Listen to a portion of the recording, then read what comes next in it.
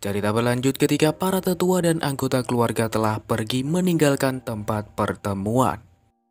Dan di saat itulah Gulintian bertanya pada anaknya, "Cangge, segala keputusan yang kamu buat hari ini apakah kamu sudah pikirkan sematang mungkin?" "Sudah ayah. Aku rasa ayah juga pasti telah menebak dengan benar tujuan dari sikapku terkait masalah tetua 13. Kalau tebakanku benar, ayah pasti juga selalu merasa bersalah dan gelisah atas apa yang terjadi pada dantian milik tetua 13. Selain demi membuat para tetua tenang, alasanku membawa mereka kembali juga karena ingin menebus kesalahan yang telah keluarga kita perbuat dulu." "Pemikiranmu tidak buruk, tapi akulah yang melakukan hal tersebut waktu itu. Sehingga tanggung jawab ini biar aku saja yang menanggungnya. Jadi meskipun tetua 13 meminta pertanggungjawaban, ayah tidak akan kehilangan muka di hadapannya. Tapi ngomong-ngomong, temperamenmu sekarang jauh lebih stabil dibandingkan sebelumnya." "Ayah sebenarnya ingin menanyakan soal hati iblis yang ada di dalam tubuhku, kan? Terkait masalah ini, apakah ayah pernah mendengar tentang sihir iblis?" tanya Gucangge sambil mengeluarkan aura demonik miliknya. Seketika aura itu pun menyebar ke area sekitar. Gulintian yang melihat itu langsung mengeluarkan sebuah barrier untuk mencegah aura itu menyebar lebih jauh. "Sihir iblis? Apakah ini sumber kekuatan dari hati iblis?" "Benar ayah. Kekuatan ini bertambah kuat seiring dengan bertambahnya kultivasiku. Dan kini aku pun juga dapat mengontrol kekuatan ini secara perlahan. Jadi penyebab temperamenmu yang tidak stabil di masa lalu adalah karena sihir iblis ini?" "Itu benar. Tapi sekarang kekuatan itu tidak akan bisa mengambil alih diriku. Malahan berkatnya aku dapat memperkuat primordial spirit dan menstabilkan temperamenku. Aku sungguh telah merepotkanmu selama ini.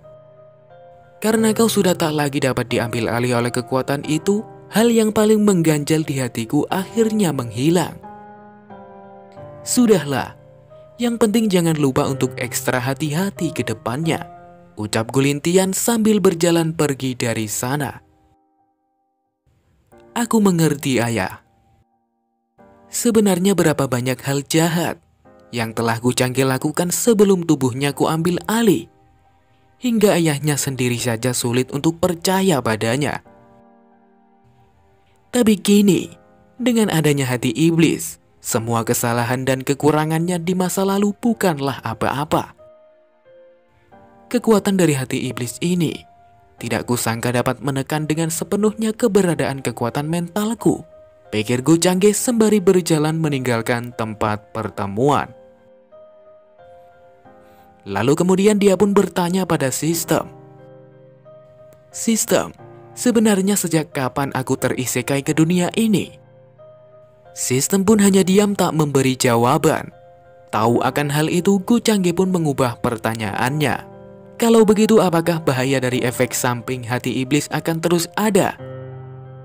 Sistem pun menjelaskan, bahaya dari efek samping hati iblis telah dibereskan oleh sistem semenjak pertama kali aktif.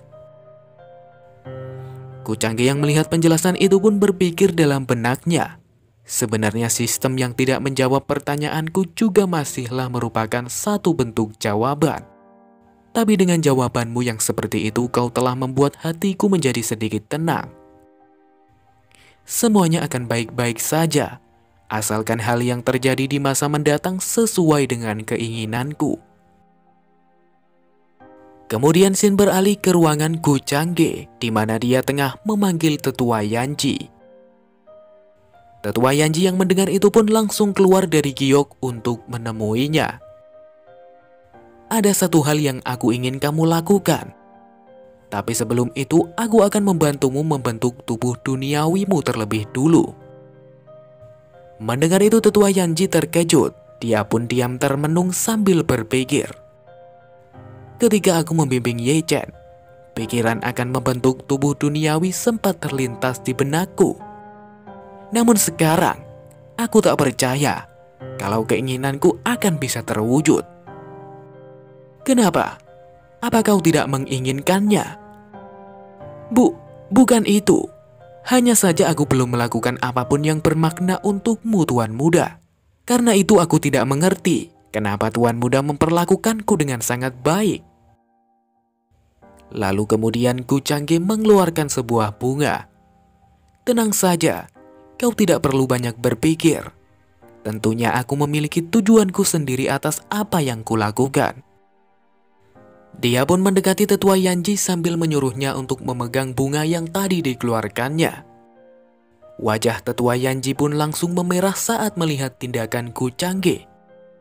Dan tiba-tiba muncul sebuah lingkaran sihir di bawah kakinya. Di saat yang sama Gu Changge mengeluarkan beberapa jenis bunga. Dia pun melemparkan bunga-bunga tersebut ke dalam lingkaran sihir. "Aktifkan." Seketika bunga yang dilempar Gu Changge bercahaya. Cahaya dari bunga itu pun mengelilingi tetua Yanji. Perlahan tapi pasti tubuh tetua Yanji mulai terbentuk. Dan ketika proses pembentukan selesai, Gu Changge langsung menghampirinya. "Tidak buruk juga," ucapnya sambil memandangi tetua Yanji. Wajah tetua Yanji pun memerah lagi. Dia pun langsung berlutut dan mengucapkan terima kasih pada Gu Changge. "Terima kasih atas kebaikan Anda, Tuan Muda. Apapun perintah yang Anda berikan pasti akan kulakukan." Kemudian Gu Changge memberi perintah pada tetua Yanji. "Domain luar, tepatnya di tanah Abandon Immortal. Aku ingin kau membantuku untuk menyelidiki apakah ada suatu tempat yang unik dan spesial di sana. Jangan lupa hubungi aku jika ada masalah." "Abandon Immortal?" tanya tetua Yanji. "Ini adalah jimat Domain Destroyer. Fungsinya untuk melarikan diri. Jika kau bertemu dengan musuh yang kuat, jangan ragu untuk menggunakannya. Karena keamananmu jauh lebih penting bagiku." "Aku mengerti, Tuan Muda. Tenang saja, aku pasti akan melakukan yang terbaik." Kemudian scene beralih ke sekte alkimia pil ungu, di mana Gu Changge, Kyuhan, dan Sukingge pergi ke tempat tersebut. "Tuan Muda dari keluargaku telah tiba," teriak orang-orang di sana saat melihat kedatangan Gu Changge. Benar apa yang dikatakan Tuan Muda. Baru saja tiba tapi aroma alkimianya sudah tercium sampai sini. Secara tak terduga tulisan-tulisan yang ada di sana ternyata mengandung niat alkimia yang sangat kuat, ucap Kyuhan yang menanggapi cerita Gu Changge. Meskipun sekte ini tak bisa, jika dibandingkan dengan keluarga lain, sekte ini memiliki banyak sumber daya dalam pembuatan alkimia. Dengan bakat yang kau miliki, aku percaya jika berlatih di tempat ini dalam beberapa tahun, kau pasti akan memiliki masa depan yang cerah. Sekte alkimia ini dulu pernah menjadi salah satu sekte besar yang ditakuti. Namun karena satu alasan mereka menjadi terpuruk dan kini berada dalam masa krisis. Jika bukan karena sekumpulan orang tua itu, sekte ini pasti sudah ditendang keluar dari posisi sekte kelas atas. Aku membawakan mereka murid yang bertalenta. Mereka pasti akan berhutang padaku. Dan untuk selanjutnya, aku tinggal duduk manis menunggu poin keberuntungan milik Kyuhan meningkat. Menjadi seorang penjahat ternyata cukup membosankan juga. Lalu kemudian datanglah seorang pria tua menyambut Gu Changge. "Selamat datang di sekte kami, Tuan Muda. Mohon maaf atas penyambutan yang kurang sopan seperti ini. Saya harap Tuan Muda bermurah hati dan memaafkan kami." "Tidak perlu sungkan seperti itu, tetua. Hari ini aku datang kemari hanya untuk satu masalah kecil." Mendengar hal itu, si tetua langsung sadar dan melihat ke arah Kyuhan. "Apa masalah yang Anda maksud berkaitan dengan nona yang ada di sana?" Gu Changge pun memperkenalkan Kyuhan pada si tetua. "Kyuhan ini adalah individu yang kubawa dari Lower Realm. Saat aku melihat bakat alkimianya, seketika terlintas di benakku untuk membawanya kemari.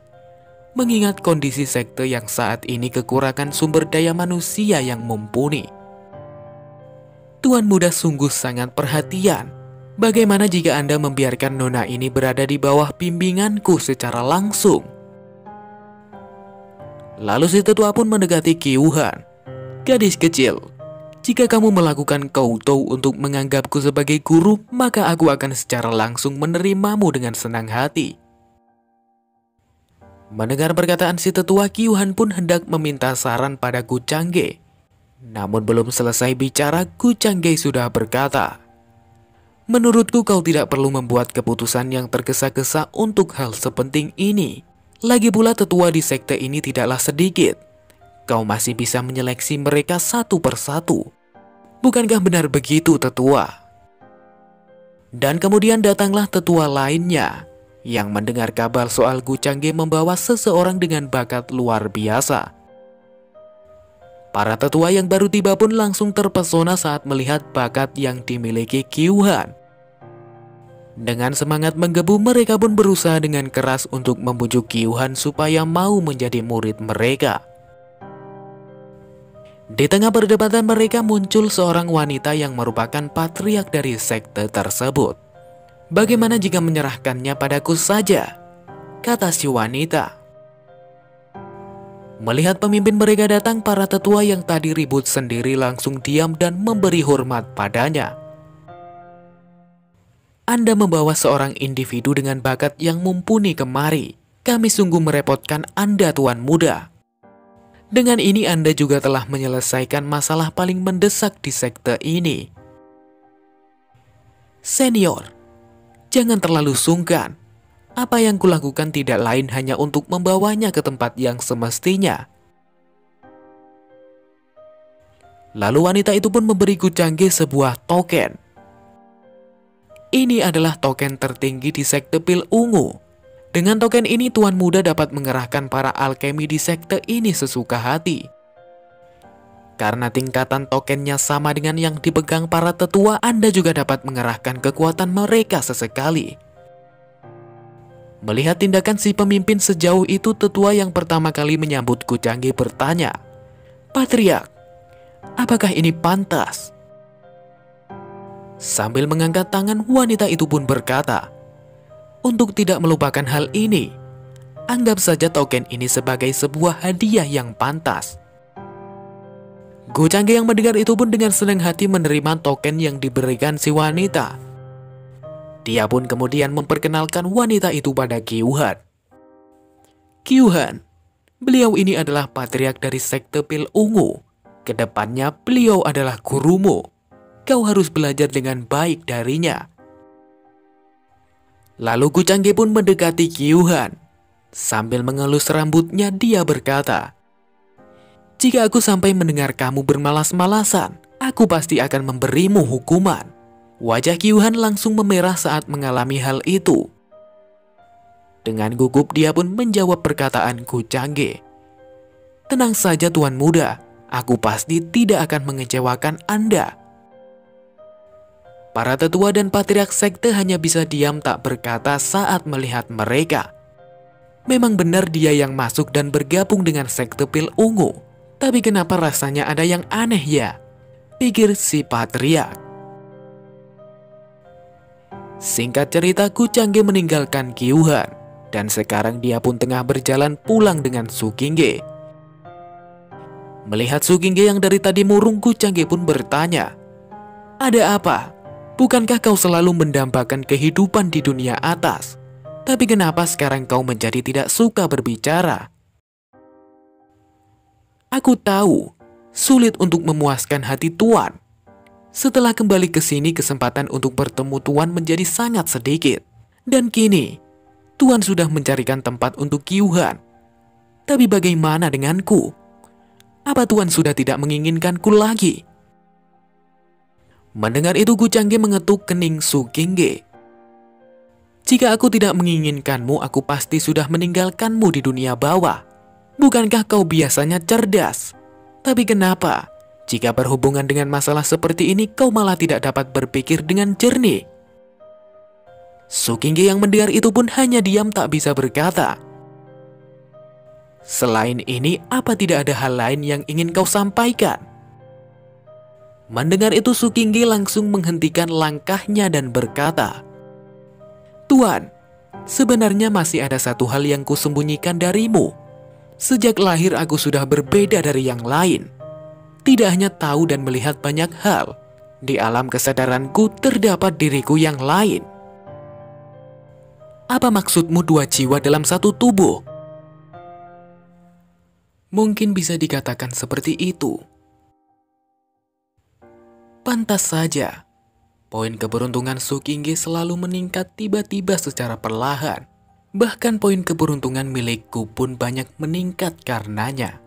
Ini membuktikan bahwa dugaanku akan dirinya adalah benar. Menurutku kau tidak hanya memiliki jiwa lain dalam tubuhmu. Kau pasti juga memiliki ingatan akan kehidupan lamamu, kan? Kalau begitu, apakah ingatanmu dan ingatan jiwamu yang lain saling terhubung? Benar, mungkin lebih tepatnya kami bisa disebut bersimbiosis. Hanya saja ada beberapa ingatan yang rasanya seperti tertutup kabut tebal dan perlahan menghilang. Setelah tiba di sini, perasaan semacam itu menjadi kian menguat. Dan di saat yang sama ketika Sukingge bercerita, jiwanya yang lain muncul memperingatinya. "Dasar bodoh, Kucangge ini bukan orang yang bisa dipercaya. Kenapa kau malah memberitahu semua rahasia kita padanya?" Setelah mendengar cerita itu, Kucangge yakin kalau ingatan Sukingge terdistorsi. Jadi setelah mengalami luka yang cukup parah, kultivator tersebut tidak memiliki pilihan lain selain melakukan regresi ke dunia bawah. Dan pada akhirnya dia terlahir ke dalam karakter wanita pemilik keberuntungan. Latar belakang kultivator tersebut pastilah tidak mudah, pikir Kucangge dalam benaknya. "Tuan muda, aku bahkan masih sering memimpikan sepotong kejadian terkait keadaan perang kuno dulu. Di sana aku seperti sebuah totem yang disembah oleh banyak orang. Diriku di mimpi tersebut terlihat memiliki penampilan yang sangat garang dan tidak mengenal ampun. Bahkan seperti ingin memusnahkan seluruh makhluk iblis kuat yang ada. Tidak apa, meskipun aku masih belum sepenuhnya paham, tapi aku kurang lebih sudah mengerti akan situasimu dan jiwamu yang lain. 2 jiwa dalam satu tubuh. Berarti dirimu memiliki pengetahuan dan kebijaksanaan yang sulit dimiliki orang biasa. Jika kau berhasil menjadi satu dengan jiwa tersebut, tubuhmu pasti juga akan mengalami perkembangan yang pesat. Dan bahkan mungkin dapat membantumu menjelajahi dunia lainnya di semesta ini." Sukingge yang mendengar itu pun menjadi sangat lega. Terkait wanita iblis tersebut, dia hanya akan menjadi tamengku jika suatu hari nanti rahasia mengenai hati iblisku terbongkar. Sebagai jaminan untukmu terkait latar belakang jiwamu yang lain, aku akan menanyakannya pada ibuku yang ada di kuil Celestial Taichu. Jika ibuku tahu sesuatu akan hal tersebut, itu pasti akan sedikit berguna untukmu. Toh identitas kuil Celestial Taichu dulunya adalah sekte iblis. Kelak aku juga tidak akan bisa menghindari mereka. Jika aku berhasil menjadi penerus dari demonic art yang sedang kupelajari ini. Sepertinya ini sungguh sudah saatnya bagiku untuk berkunjung sebentar menemui ibu.